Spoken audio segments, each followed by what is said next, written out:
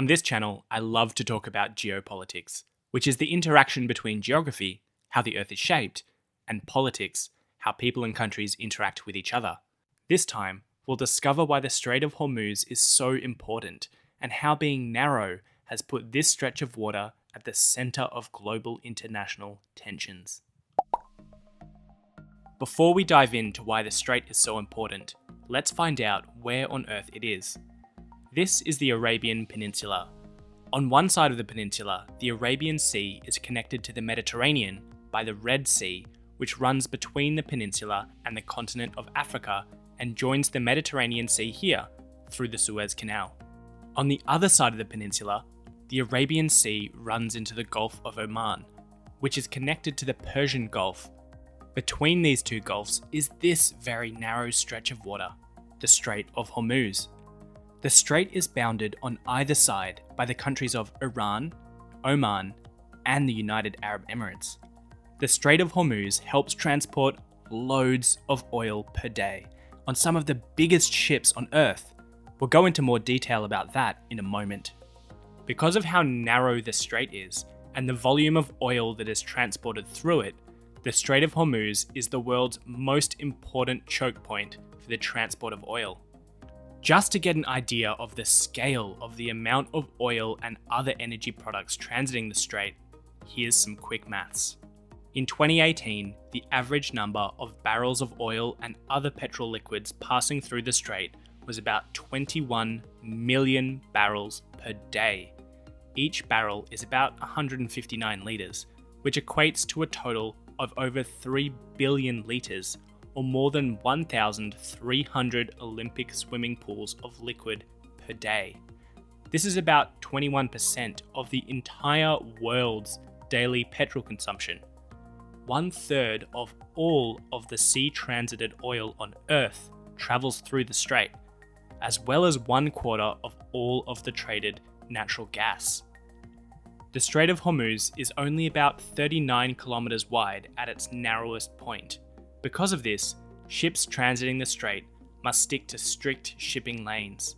Despite its narrow width, the Strait of Hormuz is deep enough to accommodate the largest ships on Earth, the epically named Very Large and Ultra Large crude carriers. Large ships exiting the Persian Gulf via the Strait of Hormuz have to participate in a carefully choreographed dance. The first shipping lane starts in the territorial waters of Iran. It then passes between 3 islands, which are currently administered by Iran but claimed by the UAE. Next, our supertanker must pass into Omani territorial waters to transit the narrowest shipping lanes in the narrowest part of the strait. Once through the strait, there are more shipping lanes in the Gulf of Oman that can take ships back into Iranian territorial waters.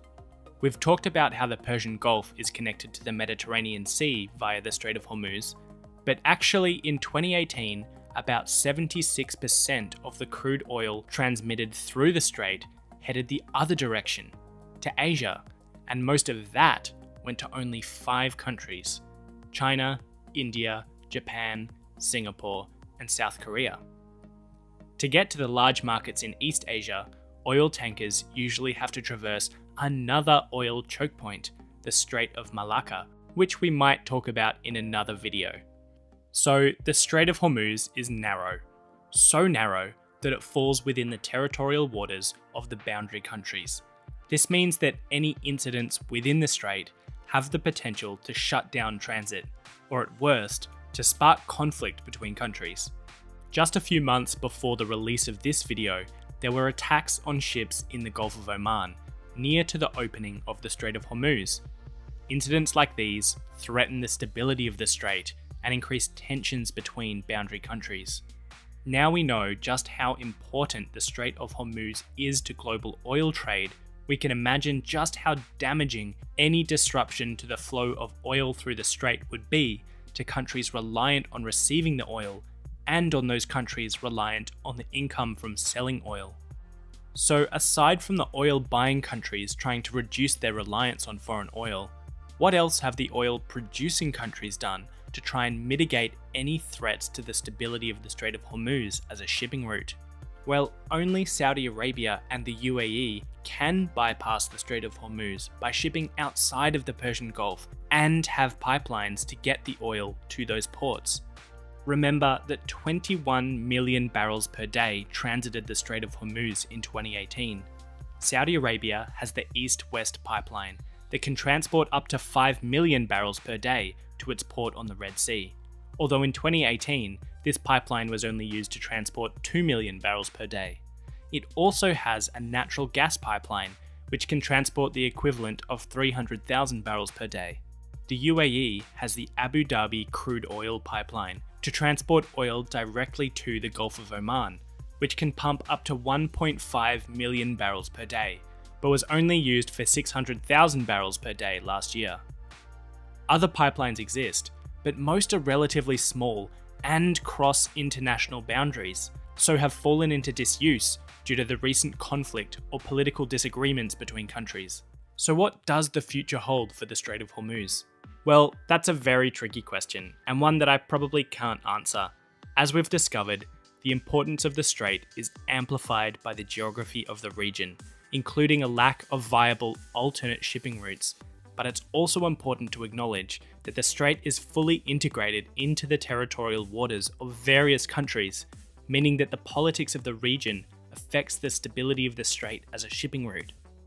The Strait of Hormuz will likely continue to be one of the most important shipping routes in the world, especially if the global hunger for oil continues.